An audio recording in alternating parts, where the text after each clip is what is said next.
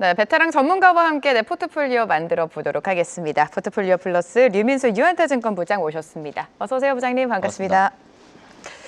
자, 연일 사상 최고가를 이어가고 있습니다. 지수 자체는 이렇게 상승세를 보이는데 네 종목만 오르지 않으면 참 답답하죠. 어떤 섹터 보고 계시는지 바로 만나보도록 하겠습니다. 집중과 회피인데 역시나 계속해서 로봇을 좀 유망하게 보고 계시는 것 같고요. 자동차는 여전히 좀 부진한 상황인 것 같습니다. 자동차 먼저 여쭤볼게요. 자동차는 상승의 돌파구가 없다라고 보십니까?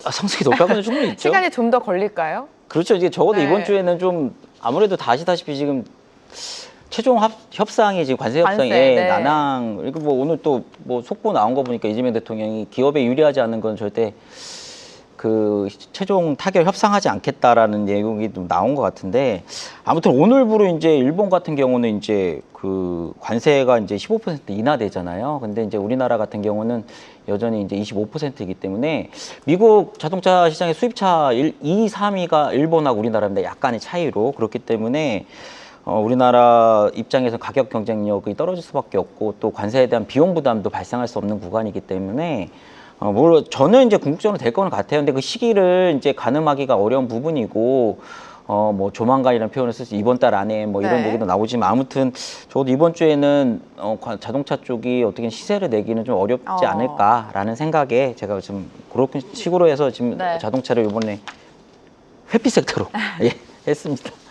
네, 계속해서 이어지고 있는 관세 불확실성 속에 자동차 업종은 연일 부진한 흐름을 보여주고 있습니다. 관망하면서 지켜보자라는 말씀을 해주셨고, 반면에 로봇주는 이번 주도 좀 가지고 오셨네요. 그러니까 지금 한 달째인 것 같아요, 4주째. 그러니까요. 근데 지금 계속해서 잘 가고 있습니다. 예, 그 안에서 시세 발현이 종목별로 활발하게 움직이고 있어요. 이렇게 군집을 이루면서 이렇게 대규모로 움직인다기보다도 어느 날은 이 종목, 어느 날은 이 기업, 이렇기 때문에 그 안에서도 계속 역동적으로 움직이기 때문에 사실 반도체 투톱 안 사셔서 이제 약간 포모 현상 오시는 분들 계시는데, 하이닉스 없으면 포모죠, 지금. 그렇죠. 예. 그런 상황인데 로봇에서는 상당히 시세를 많이 냈고 현장에서도 저는 상당한 수익률을 좀 냈고 좋은 어떤 퍼포먼스를 지금 내고 있습니다. 그래서 어찌됐든 어제 전일에 이제 이재명 대통령이 제1차 핵심 규제 합리화 전략회 주재했잖아요. 그래서 했는데 이렇게 되면은 이제 규제 완화가 되고 로봇 도입 촉진을 위한 산업 현장 규제 방안들이 논의됐다라는 얘기들이 나오고 있기 때문에 산업 현장의 로봇 도입 활성화가 노로부터 시행 앞두고 대대적으로 이럴 가능성이 높다라고 좀 볼 수 있습니다. 그래서 이런 부분은 궁극적으로 기술 개발 상용화를 앞당기는 부분이기 때문에 기업들 입장에서 투자 위험도가 좀 낮아지는 측면이 있습니다. 이런 어떤 효과를 발휘하기 때문에 앞으로 로봇 산업에 대한 제도적, 정책적 지원이 예측이 된다. 그래서 이런 것을 충분히 내포하고 있는 부분이 아닌가, 함의를 갖고 있다라고 생각을 하기 때문에 계속적으로 오늘 조금 이런 부분이 세론으로 보이는 건지 아무튼 일정 부분 조정이 나오고 있지만 저는 여전히 좋아 보인다라고 말씀드리고 싶네요. 네, 로봇주 최근 좀 랠리를 이어오다가 오늘 살짝 조정이 나오고 있습니다. 잠시 후에 관련 종목까지 좀 커버를 해보도록 하고요. 일단 지난주 포트폴리오 복귀를 해보도록 하겠습니다. 부장님께서 조선보다는 이제는 조선 기자재 쪽을 봐야 된다라고 말씀을 해주시면서 KSP 제시해 주셨어요. 급등 후에 살짝 또 물량이 나오기는 했는데 리뷰해 주실까요? 그러니까 이 조선 기자재도 이제 이런 것 같아요. 지금 어찌됐든 3,500억 달러가 문제 아닙니까? 이거를 나름 현금으로 지급하게 되면 우리나라 외환 보유가 4,100억 달러 정도 되는데 거의 85% 가까이 육박하는 부분이기 때문에 쉽지 않은 현실인 부분이에요. 근데 대미투자의 3,500억 달러 상당 부분이 마스카 프로젝트로 부분되는 부분이기 때문에 인용되는 부분이기 때문에 이거가 지금 조정의 명분이 되고 있지 않나라고 생각을 하는데, 저는 여전히 이 조선이나 조선 기자재 쪽은 이런 프로젝트 모멘텀뿐만 아니라 실적 베이스가 기반이기 때문에 저는 일정 기간 가격 조정이 얼마나 크게 주지 않을 것 같은데, 일단 기간 조정, 일정 가격 조정을 준 다음에 다시 상승할지 않을까라고 생각을 하고 있고요. 말씀드린 어떤 KSP 같은 경우도 한 19%인가 그 정도 상승을 했는데 저희가 종가 편입 이후에 최고가 기준으로 그러는데 이쪽 관련주들 예를 들면 케이프라든지 동사라든지 오리엔탈 전공이라든지 여러 기자재 종목들이 있지 않습니까? 해진 종목이라든지 이런 종목들도 계속적으로 잘 보시면 좋을 것 같다는 생각을 갖고 있습니다. 자, 이번 주 포트폴리오 비중까지 그러면 만나보도록 하겠습니다. 비중 역시나 로봇에 좀 집중을 하고 계신 것 같습니다. 로봇이 20%고요. 지주와 금융, 조선, 반도체, 제약바이오 결국에 골고루 다 가져가고 계신 것 같아요. 예, 예. 네, 로봇 같은 경우에는 현대차가 인베스터 데이를 통해서 로봇과 관련된 발언이 나올 것이다. 그런 기대감도 좀 형성이 되고 있지 않습니까? 그러니까 이 네. 인베스트 데이가 이번 주 목요일 날 밤 그 현지 시간으로 네. 그 정도에 진행이 되는데 오늘부터 제가 알기로는 이제 그 현대차 쪽에서 국내 기관 투자자 애널리스트를 대동해서 어떤 보스턴 다이내믹스, 그러니까 이쪽이 IPO에 대한 준비를 하고 있는 것 같아요. 이쪽을 좀 방문할 예정이거든요. 그래서 CEO 인베스터 데이의 한 일환으로 좀 보시면 될 것 같은데, 현대차 CEO 인베스터 데이에서 뭐 주로 얘기 나올 얘기 몇 가지 생각이 드는 것들은 다 아시다시피 예를 들면 관세 협상에 대한 부분, 관세에 대한 부분, 그다음에 그렇죠. 전기차 보조금에 대한 구매 보조금의 폐지에 대한 부분, 어떤 이런 거에 대한 극복 방안. 근데 저는 그 부분보다는 보스턴 다이내믹스의 어떤 활용 방안, 이 부분이 상당히 중점적으로 좀 다뤄질 가능성이 높다. 이 부분이 상당히 로봇 쪽에서 모멘텀도 이루어질 가능성이 높기 때문에 저는 아직도 로봇의 모멘텀도 유효하다라는 부분을 갖고 있습니다. 그래서 그렇기 때문에 오늘 일부분 조정을 줌에도 불구하고 저는 로봇을 집중 섹터로 좀 편입한 부분도 있다는 네. 걸 말씀드려보고 싶습니다. 계속해서 오늘의 조정을 매수 기회로 삼아보자라는 말씀을 하고 계시고요. 지주와 금융도 여전히 포트에 끌고 가고 계십니다. 최근에 외국인의 매수세가 좀 들어오고 있는 것 같은데 지주와 금융은 계속 봐야 되는 섹터입니까? 그렇죠. 그러니까 네. 포트를 보시면 뭐 저를 주목하고 계시는 분이 몇 분 될지 모르겠지만 많죠. 포트가 네. 거의 동일해요. 그러니까 기존에 갖고 있는 포트와 거의 동일하고 지주금융 같은 경우는 다시다시피 양도세 관련 50억 유지를 확정을 네. 전이 졌잖아요. 전이 졌기 때문에 정부의 어떤 자본시장 증시 활성화 정책에 대한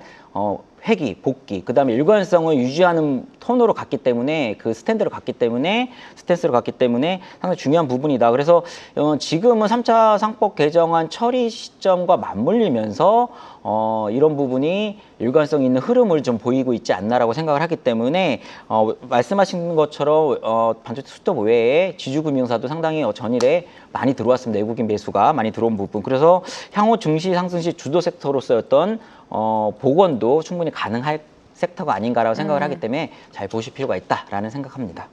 네, 앞서서 리뷰해 주시면서 조선 기자재 쪽도 살짝 언급을 해 주셨는데 지금 반도체랑 제약바이오 역시 동일한 비중으로 가져가고 계십니다. 제약바이오 같은 경우에는 금리 인하 기대감 속에 좀 봐야 된다라는 전략이 많은데 어떻습니까? 그 안에서도 좀 선별적으로 움직일 것 같아요. 그렇죠. 그러니까 네. 제약바이오도 이렇게 같이 뭉뚱그려서 움직이진 않아요. 근데 저는 이제 그 플랫폼 기업들 계속 이제 뭐 재미없을 수도 있지만 알테오젠을 계속 말씀을 드리고 있고 그래서 이제 알테오젠 왜냐면 다른 개별 기업의 어떤 네. 모멘텀이나 이슈에 대해서 저희가 이제 지난번에도 그랬지만 픽하기에 상당히 어려운 부분이 있어요. 워낙 종목수도 많고 그래서 제약바이오는 3대 플랫폼 그다음에 비만 치료제 위주로 좀 일단은 가장 노멀하게 보시는 게 나을 것 같다. 그래서 제약바이오 쪽도 일정 부분 계속적으로 FOMC 이후에는 좀 어떻게 바뀔지 뭐 양상이 어떻게 바뀌고 제 포트가 근본적으로 어떻게 바뀔지 모르겠지만 일단은 이번 주 FOMC 전까지는 이 포트를 유지하는 게 좋을 것 같다. 그래서 제약바이오도 좀 잘 보실 필요가 있다라고 생각을 하고 있습니다. 자, 가장 중요한 건 종목입니다. 이 섹터 안에서 어떤 종목을 선정하는지 중요할 텐데요. 로봇 계속 언급해 주신 만큼 오늘의 토픽은 뭡니까? 오늘의 토픽은 KNR 시스템이라는 아. 기업입니다. 예. 동사는 이제 보면은 유압 로봇 시스템을 제조하는 기업이에요. 그래서 유압 및 전동 정밀 제어 기술 기반 시험 장비를 개발한 기업인데 최근 로봇 제작에 필수적으로 쓰이는 핵심 부품 중 하나인 고성능 소형 서보 밸브를 국산화에 성공한 기업이기도 합니다. 그래서 국내 최초로 본격 양상 체제에 들어간다는 소식 속에 최근에 주가 흐름도 괜찮거든요.